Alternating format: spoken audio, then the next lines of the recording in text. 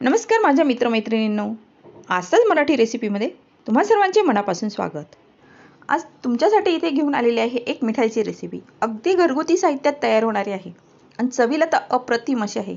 ज्याप्रमाणे बालुशाही किंवा दहीवडे लागतात ना, त्याचप्रमाणे फक्त याला मी दहीवड्याचा आकार किंवा बालुशाहीचा आकार न देता चंपाकळीसारखा आकार दिलेला आहे आपण। अगदी अप्रतिम। चला तर मग झटपट रेसिपीला सुरुवात करूया। यासाठी इथे 1.5 कप मी गव्हाचं पीठ घेतलेलं आहे। गाळणीने गाळून घेतलेलं आहे पीठ एकदम। येथे तुम्हाला गव्हाच्या पिठाच्या ऐवजी मैदा वापरायचा असेल तोही वापरू शकता तुम्ही। 1 कप गव्हाचा आणि अर्धा कप मैदा हे देखील वापरू शकता। आणि ती पाव चमचा आपण इथे बेकिंग पावडर घेतलेली आहे आणि पाव चमचा आपण मीठ टाकून घेतले। आता यामध्ये आपण 2 चमचे तूप टाकून घेतलेलं आहे। तूप इथे तुम्ही साजूक किंवा डालडा कोणतेही वापरू शकता। तूप आपलं हे पिठाला चांगलं चोळून लावून म्हणजे आपल्याला चोळून घ्यायचं आहे की पिठाच्या कणाकणाला छान असं हे तूप लागलं गेलं पाहिजे। आणि ज्या वेळेस आपण हातात मूठ बांधतो ना, त्यावेळेस ती हातात मूठ बांधली गेली पाहिजे। या पद्धतीने आपल्याला हे मिक्स करून घ्यायचं आहे, म्हणजे आपलं मोहन हे परफेक्ट आहे। आता यामध्ये आपल्याला थोडं पाणी टाकून आपल्याला सॉफ्ट असा गोळा बनवून घ्यायचा आहे। ज्याप्रमाणे आपण कणिक भिजवतो ना, त्याप्रमाणे खूप जास्त सैलसर पण नाही आणि खूप घट्टसर पण नाही, अशी आपल्याला कणिक इथे हवी आहे। तर झाकून ठेवून आपण ह्याला साईडला ठेवायचं आहे। बघा, गॅसवर आपण एक पॅन किंवा कढई ठेवून घेतलेली आहे। यामध्ये 1 वाटीभर आपण साखर घेतलेली आहे, किंवा तुम्ही ज्या कपाने पीठ मोजलं होतं त्या कपाने ही साखर मोजू शकता।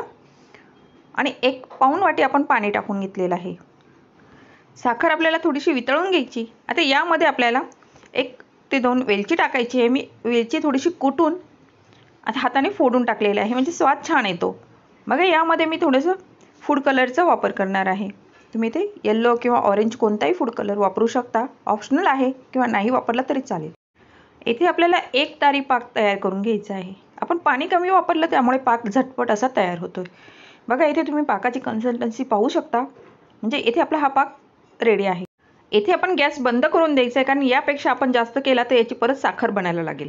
एका वाटीमध्ये आपण 2 चमचे कॉर्नफ्लॉवर घेतलेला आहे आणि 1 चमचा तूप घेतलेला आहे। तूप इथे तुम्ही वितळून घेऊ शकता। बघा, फेटून घ्यायचं आहे आपल्याला हे। तुम्ही इथे गव्हाचं पीठ किंवा मैदा जास्त वापरला असेल तर थोडंसं हे बॅटर पण आपल्याला थोडंसं जास्त बनवायचं आहे। कणिक आपली छान अशी भिजली गेली आहे। आता ही आपण थोडीशी परत एकदा हाताने व्यवस्थित मळून घ्यायची आणि याचा आपल्याला एक रोल बनवून घ्यायचा आहे। येथे सॉफ्ट असा हा आपला छान असा रोल तयार करून झाला की चाकूच्या साहाय्याने आपल्याला याला तुम्हाला छोट्या किंवा मोठ्या पोळ्या तयार करायच्या त्या प्रकारचे येथे आपल्याला कट मारून घ्यायचे आहे, किंवा गोल आपल्याला लाट्या तयार करून घ्यायच्या आहे। तर मी थोडीशी छोट्या साईजच्याच घेतलेल्या आहे। इथे तुम्ही डायरेक्ट मोठी पोळी सुद्धा लाटू शकता। आता आपल्याला ही पोळी लाटून घ्यायची आहे। खूप जास्त जाडसर पण नाही आणि खूप पातळ पण नाही, अशी ही पोळी आपण येथे लाटून घेतलेली आहे। आता याचप्रमाणे आपण सर्व पोळ्या ह्या लाटून तयार करून घेणार आहोत। इथे आपल्या पोळ्या ह्या तयार झालेल्या आहे।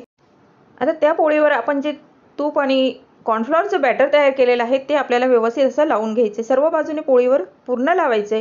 त्यावर दुसरी पोळी ठेवायची, परत बॅटर लावायचं आणि परत तिसरी। या पद्धतीने तुम्ही 4 किंवा 5 पोळ्यांचंही तुम्ही इथे तयार करू शकता। पण प्रत्येक पोळीवर हे बॅटर छान असं सगळ्या बाजूने व्यवस्थित लावून घ्यायचं आहे। यामुळे आपण जो भी पदार्थ बनवणार आहोत त्याला लेयर छान येतील आणि असे खुसखुशीत आपले हे पदार्थ तयार होतात। बघा, इथे आपण सर्व पोळ्यांना तुपाचं बॅटर लावून घेतलेलं आहे। आता याचा रोल आपल्याला घट्टसर असा रोल तयार करून घ्यायचा आहे। येथे व्हिडिओ दाखवल्याप्रमाणे आपल्याला हा रोल बनवून घ्यायचा आहे आणि हाताने पुन्हा एकदा छान असं प्रेस करून घ्यायचं आहे। थोडंसं खूप हलक्या हाताने करायचं आहे, जास्त प्रेस करायचं नाही आहे। बघा, इथे आपला हा रोल तयार करून झालेला आहे। आपण हलक्या हाताने प्रेस पण करून घेतलेला आहे। आता येथे तुम्हाला लहान किंवा मोठ्या साईजचे हवे त्या प्रकारात तुम्ही इथे कट मारून घ्यायचे आहे, म्हणजे चाकूच्या सहाय्याने कापून घ्यायचे आहे। आता इथे पाहू शकता आपले एकसारखे असे हे सगळे कट तयार झालेले आहे। थोडंसं हाताने प्रेस करायचं आहे आणि दोन्ही साईडने थोडासा निमुळता आकार द्यायचा आहे। येथे तुम्ही डायरेक्ट असंही तळून काढले तरीही चालतील, पण मी याला थोडासा चंपाकळीसारखा आकार तयार करून घेतलेला आहे। दिसायला छान दिसता आणि तुम्ही मध्ये लेयर बघू शकता। आपले लेयरसुद्धा अगदी छान असे तयार झालेले आहे यामुळे, आणि आकारही असा अगदी इझी तयार होतात आपले हे आता या पद्धतीने आपण सर्व हे ज्या लाट्या तयार केलेल्या आहे त्याच्या आपण ही चंपाकळी अशी तयार करून घेणार आहोत. बघा इथे आपले तयार करून झालेले आहे.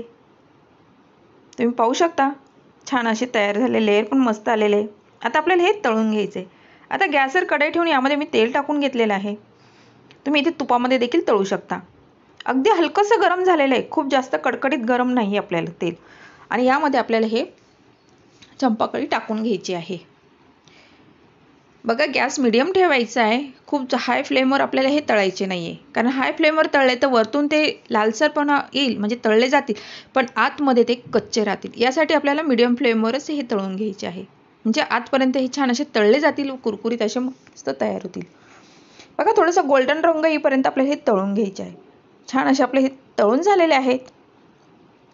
आता याच पद्धतीने आपण दुसरी बॅच ही तळून घेणार आहोत. आता आपली दुसरी बॅच तळेपर्यंत जी सुरुवातीला आपण तळलेले आहेत जी चंपाकळी ती आपल्याला पाकामध्ये टाकायची. येथे पाक थोडासा कोमट हवा आपल्याला, खूप जास्त गरम नको आहे. कोमट पाकामध्ये आपल्याला हे टाकून घ्यायचे आहे, म्हणजे छान असे भिजले जातील, म्हणजे ह्या मिठाईच्या आतपर्यंत व्यवस्थित हा पाक शोषला जाईल. बघा इथे आपली दुसरी बॅच तळून झाली आहे, तोपर्यंत हे छान असे भिजले गेले आहे. आता हे काढून घ्यायचे आपल्याला आणि थोडं निथळायला ठेवायचे एका ताटामध्ये. अगदी अप्रतिम अशी चवीची आपली ही मिठाई तयार झाली. याला तर मी चंपाकळी नाव दिले. तुम्ही याला काय नाव देणार हे कमेंट बॉक्समध्ये नक्की लिहा. आणि जर रेसिपी आवडली असेल तर लाईक, शेअर आणि सबस्क्राईब करायला मात्र विसरायचं नाही हां.